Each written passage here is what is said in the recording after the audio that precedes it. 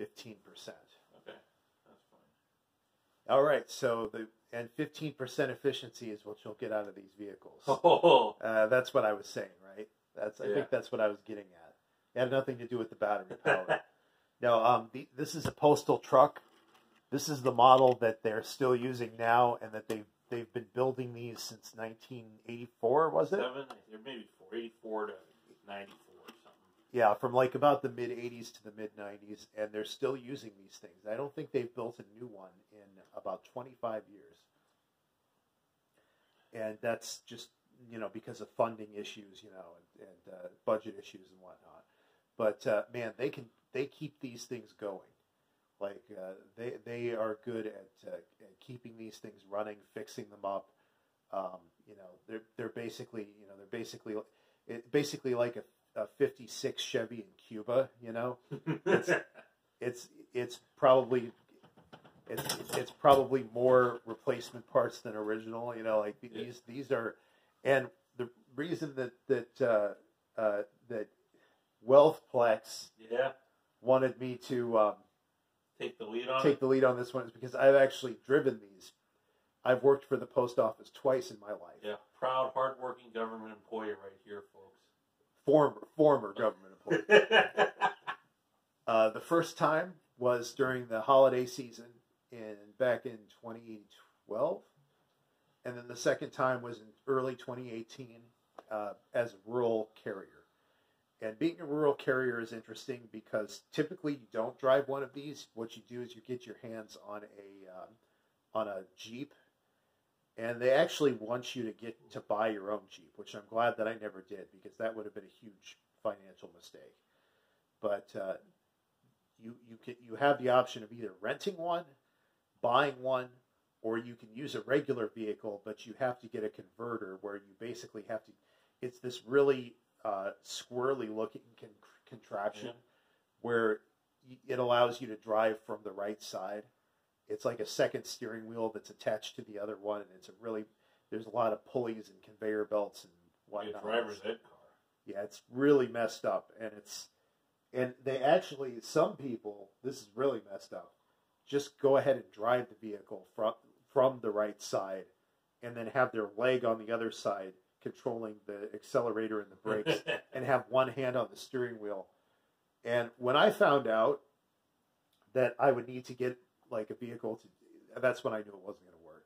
But when that didn't work out, they assigned me a less rural route, because in the Postal Service, rural is a very broad definition. Yeah. A lot of suburbs are considered rural even if they're not. So they assigned me one of these trucks. And these trucks, they have a policy where you can never turn them off. Well, if you step out of the vehicle, you have to turn the vehicle off. Yeah. And you have to lock it. Like, you have to make sure, because they had a couple of experiences with people stealing these things.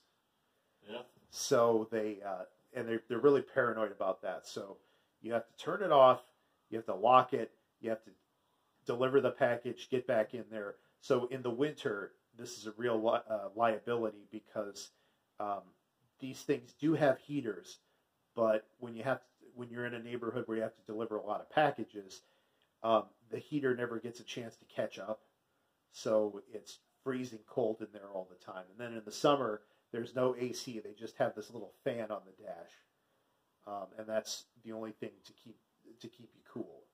And those things are like hot boxes in the summer, and they're like basically like refrigerators in the winter. Like ice boxes. I mean, they handle surprisingly well. Yeah. I'll say that. Like, when I drove that thing, I felt pretty nicely in control. Every time that I drove one of these things, I had the full-time guy with me that kind of helping me train. And there was this one day where it was really windy and the wind was kicking up everybody's garbage cans. And I was like trying to miss the garbage cans. The guy's like, "Look, man, we're running behind schedule. You just got to run the things over." Oh, wow! And so he basically made me run over the garbage cans. You probably just when you're smacking through them. Yeah. Yeah. That guy was kind of a jerk. He was one of the main reasons I didn't stick with with that job. So. It's kind of a Postal do. I mean, I thought a lot of them were just miserable, long-term people that were just, yeah, not really happy campermen. But it's interesting what you said about locking up the vehicles, because in my background with the telecommunications thing, they're super paranoid. There's probably federal rules that it's one thing for somebody to steal the van, and that's screwed up, like the postal truck.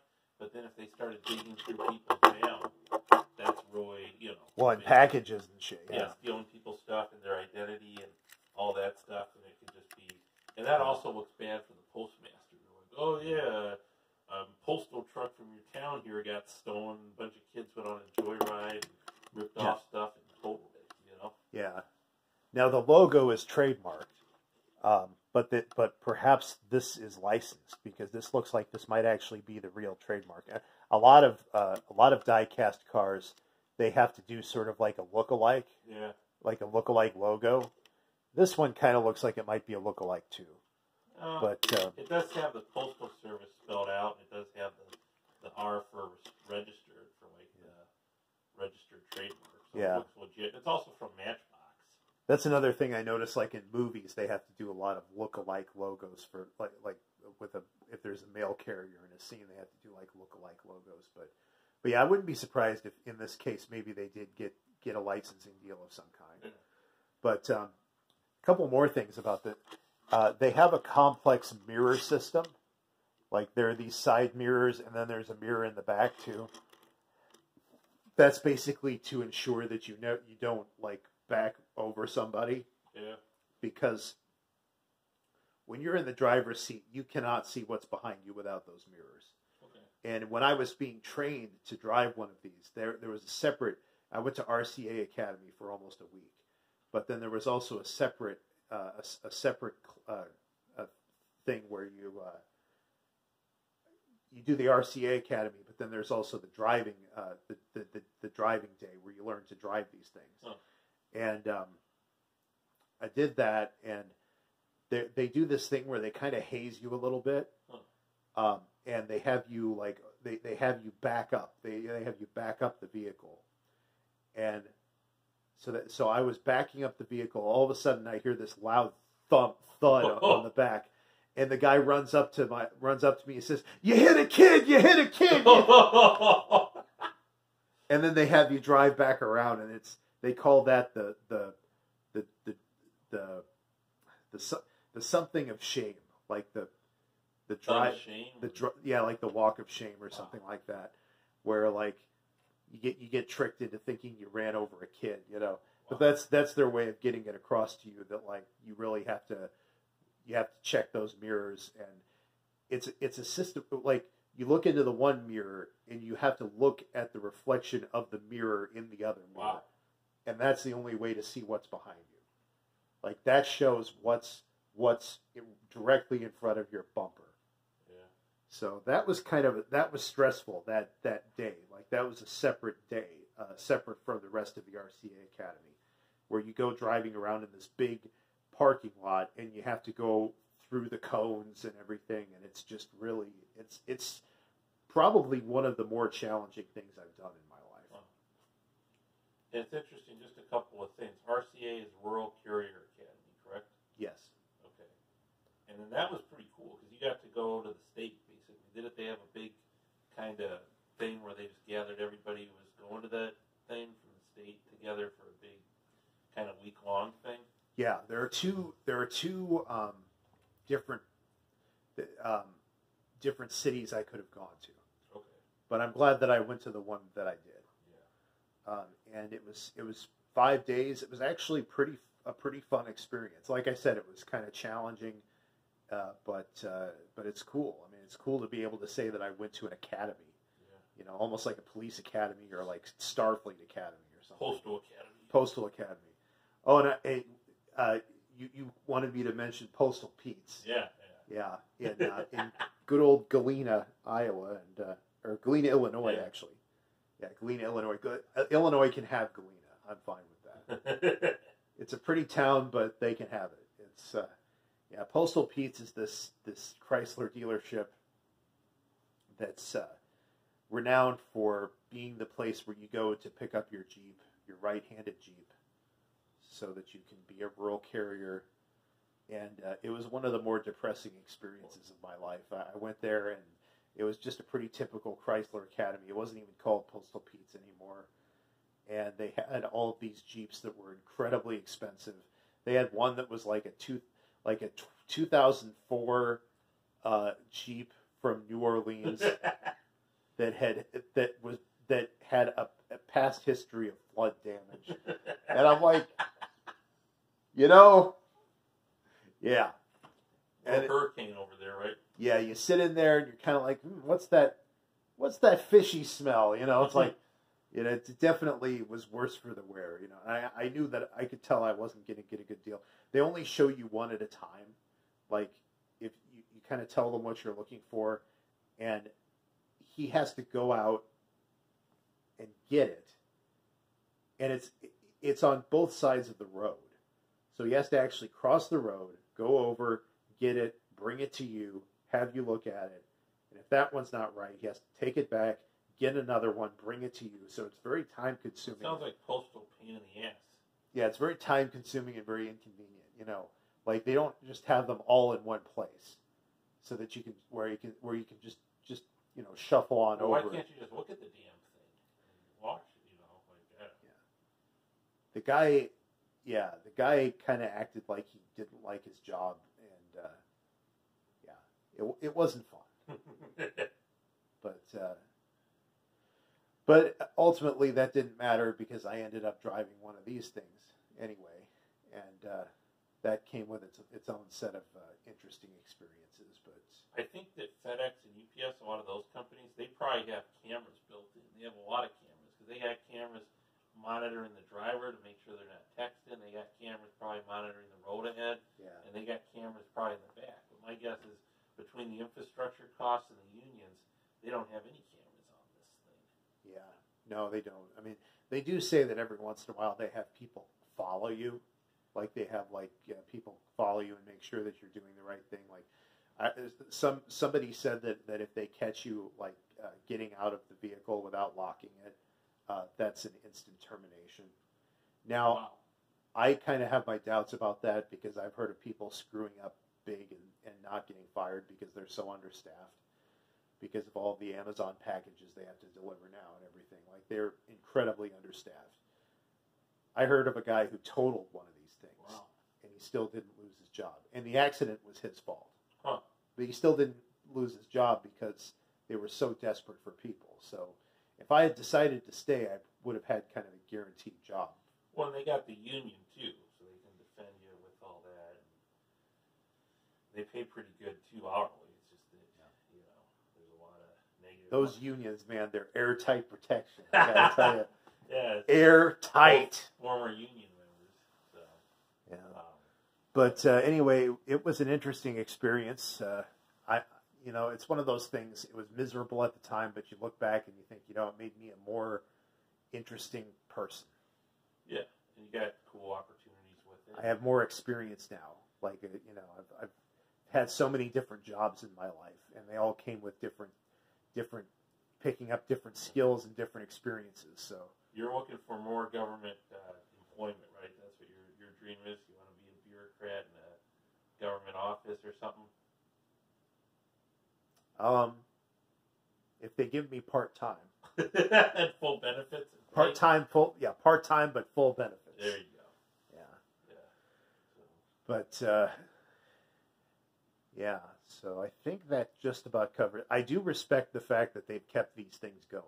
I respect whenever an organization is able to do more with less. Yeah. And the U.S. Postal Service, I will give them credit with that. They find ways to make it work. They find ways to do more with less, and kind of do things from the seat of their pants. So. They also have to be self-sufficient because they're not getting taxpayer money much. That's right. It's pretty much what you pay for your stamps. That's what's funding them. Shipping and stamps.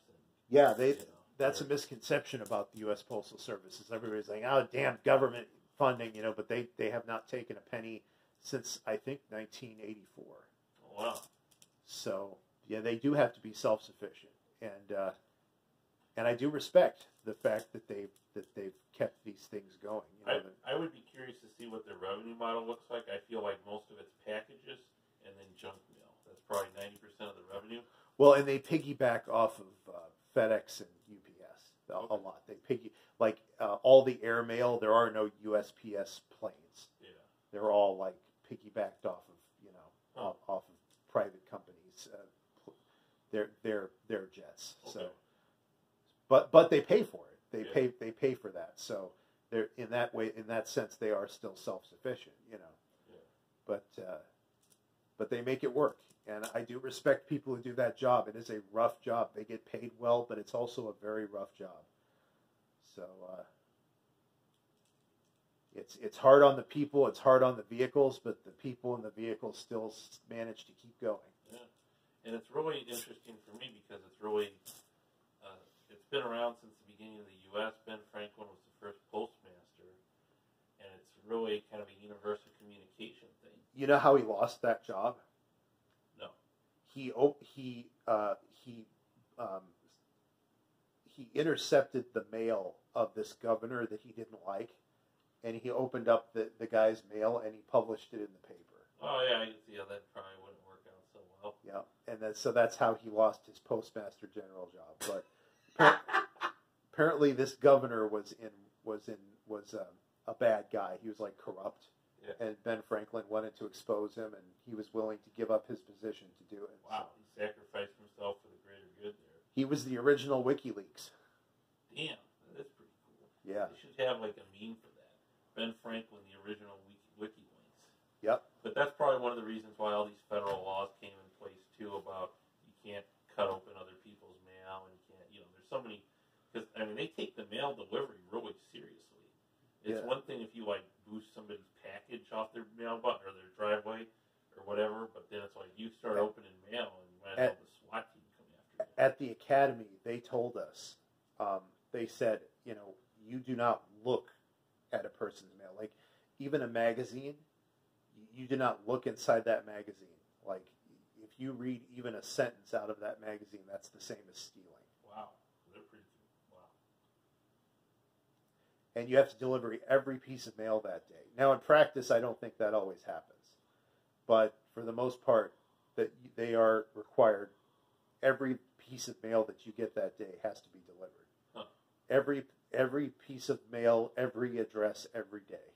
Yeah. No exceptions. So. Yeah, because there's sometimes I get my mail at like 9 o'clock at night. Yeah, and that means that there's a mail carrier out there who's been working for almost 12 hours. Wow. Because they get into work like 6 a.m. They sort out the mail because you have to sort it out in this big shelf thing, and then you sort it all out. Then you take it down and you rubber band it up. You put it all in order in these boxes, and you have to keep track of what boxes have what in them. And then the packages have to be put in the back in a completely separate way. And just getting set up for the day takes like 3 hours. Jesus. And then delivering the mail can take it depends on how fast the person is. And speed is a big thing, and that was one reason why I didn't make it, was because I just couldn't do things that fast. Mm-hmm. I couldn't be fast enough. Like the guy told me, if you don't go faster than this, we're going to be out doing this until midnight. Wow. And I just told him, unfortunately, I just don't think I can go that fast. I don't have that, that ability, So yeah, sometimes you do have people out there well into the night, and that's especially painful when you know that they've been working since like 6 a.m. Yeah. So I try to make things as easy for my local mail carrier as possible. I get my mail often. That's another thing, cluster boxes. Mm-hmm. You got to get your mail out of those as often as, maybe not every day, but it's a real pain in the ass when one of those gets filled up, because then you have nowhere to put the mail. what the hell do you do? Just stuff it in with more? You just got to stuff it in as best you can, you know. Sometimes you just leave it outside the person's door. Like you take what was in there and just rubber band it up and just leave it outside the person's door, and then you can. But then that takes time, you know, and that's inconvenient. And having to fill one of those up in the dead cold of winter, and the keys often don't work because they're so cheaply made and they're so worn out from being opened and closed every day. You stick a key in and you have to jiggle it to get it to work. Like you have to shake the whole cluster box just to get it to open. It's hell, dude. That job was hell. Wow, that sounds pretty miserable. I like it that my mail gets delivered right to my door. They don't do that since 1978. All the other ones have to be on the curb, and they love doing the cluster boxes. Yeah, the cluster boxes they're kind of phasing out mailboxes now. Yeah, which is a shame because mailboxes are a lot easier. Well, I think aesthetically, it's a nice marker for the home. You can express your individuality with it. Or a cluster box just says, "I chop my balls off, and I'm a member of the homeowners association now." Yeah. Well, it's easier for the mail carrier too because oftentimes all they have to do is drive right up to it and just stick the mail in or pull it out. You know. Whereas with the cluster boxes, they have to get out of the vehicle, stand there in the cold and the rain and the wind. And it's especially what happened to me once was I actually had some mail in my hand and the big gust of wind picked up and it blew all the mail away. So I had to run and pick up all the mail that got blown away. Yeah. I mean, it was fucking hell. It was, I mean, I can't stress that enough. It was a miserable existence. Yeah. It sounds like a clusterfuck instead of a cluster box. That's what we used to call them. Oh, clusterfucks. But, we going for 30 minutes here, or where are we at? We're at 22:10. Oh wow, yeah, we're going. What is I was looking at the inside of this thing. You can see that there is a little steering wheel in there, and is it on the proper side? Yep, it's on the proper side, and got the Matchbox 1990s, and yeah, it'd be cool if this opened up, if the back opened up, but yeah, well, it's a cheapy hot Matchbox car, but you can probably find a $50 one that does all that and probably has lights. And the major fancy thing that I remember seeing with the Postal vehicles is they have those flashy lights. You know what I'm talking about? They look like cops lights. Yeah. In the back, where they never used to have that, but they're like LEDs. The only Postal vehicles I've seen that are newer than these cube models, these cube vans, were the minivans that they convert into mail trucks. Yeah. Like they're these like kind of minivans that are they paint them white and they slap the logo on the side. Aren't a lot of them old Caravans? I thought. Yeah, like old Caravans and old Ram vans and stuff. Yeah, like old Chrysler vans, and they're of course they're right-handed. The steering wheel's on the right-hand side, and those are the only ones that I've seen that are newer than these old 80s and 90s trucks. Yeah. But there aren't very many of those, and they aren't like they're repurposed. They're not like these were the last ones that were made specifically for the USPS. Yeah. They're always talking about coming out with a new fleet, but I wouldn't hold my breath. These are going to be like 50-year-old ones. I'm pretty sure I'm going to be an old man. I'm still going to see these driving around. Yeah. Huh. Oh, but then again, I mean, who knows what kind of state the USPS will be in by then. They're internal combustion engines, though, because they're going to replace them with ones that run on sunshine, rainbows. And Tesla, man. Got to get Tesla making get that Tesla contract. Bring that Tesla stock up. Yeah. Get that Dogecoin going. To the moon! To the moon! 10x! 10x! We're going to space! Yes. All right. That was really informative. I really enjoyed these videos, dude. They've been pretty good. And yeah. We're, in a few seconds, we'll hit 25 minutes. I think that's a good cutting point. Cool. Like, subscribe, and enjoy, and subscribe to Captain over there. Yep, Captain Unusual. Thanks for watching.